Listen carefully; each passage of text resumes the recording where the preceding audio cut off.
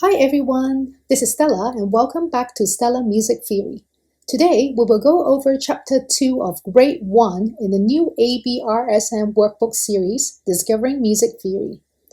In this chapter, we will learn about notes in the treble clef, notes in the bass clef, as well as minims, crotchets, and quavers on the staff. Notes in the treble clef. Notes can be placed on all the lines and in all the spaces of the staff. The higher the note is placed on the staff, the higher the pitch. At the beginning of the staff, there is a symbol called clef. The pitch of each line and space on the staff is determined by the clef used. Today we're going to focus on the treble clef. This is the treble clef. The treble clef is used to show notes from middle C and up. Middle C is the C that is nearest to the middle of a piano. Treble clef is also called the G clef because it loops around the second line, which is the G line, this one here. And it also looks like a very elaborated G. Middle C sits on a short line that is added below the staff.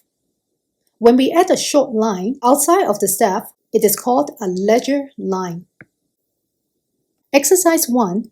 Take the higher note of each of the pairs. As you can see, there are 5 lines and 4 spaces on the staff. We count the lines and the staff from the bottom up, so the bottom line is line 1, followed by line 2, line 3, line 4, and the top line is line 5. The 4 spaces are space 1, space 2, space 3, and space 4. For this exercise, all we need to do is to compare the 2 notes, and the note that sits higher on the staff is the one with a higher pitch. Question A is done as an example. The first note sits under the first line, and the second note sits above the first line, so the second note is higher. Question B. The first note sits in the 4th space, and the second note sits on the 4th line, which is lower, so the first note is higher.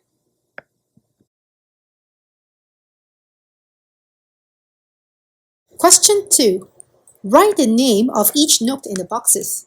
Here we are talking about letter names or alphabets that we use in music. In music, we use 7 alphabets, and they are the first 7 alphabets in English, which are A, B, C, D, E, F, and G. In the treble clef, the 4 notes in the spaces between the lines spell face. So you can remember a happy face. That's very easy to remember. If the first space is F, which is here, the first line, if we draw a note there, it will be the letter name under F or before F, which is E. So the first line is E. Second line, which is here, will be G because it will be the note after F. Here is G, and we will put G here. Then in the second space, we have A.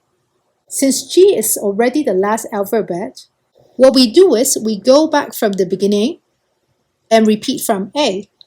So after G, we have A, and therefore the second space is A.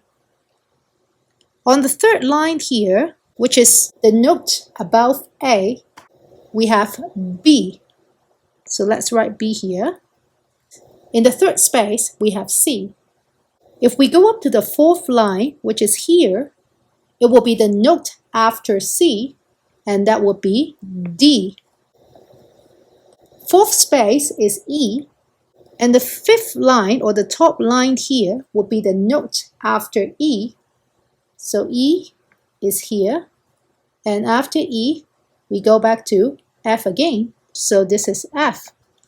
As you can see, the 5 lines are spelled E, G, B, D, and F. A common mnemonic people use to help them remember the order of the notes is every good boy does fine, or every good boy deserves fudge. Of course, you can always think of your own mnemonic that you can remember. So back to exercise 2, question A. The first note is on the second line and is a G. It's done for you as an example.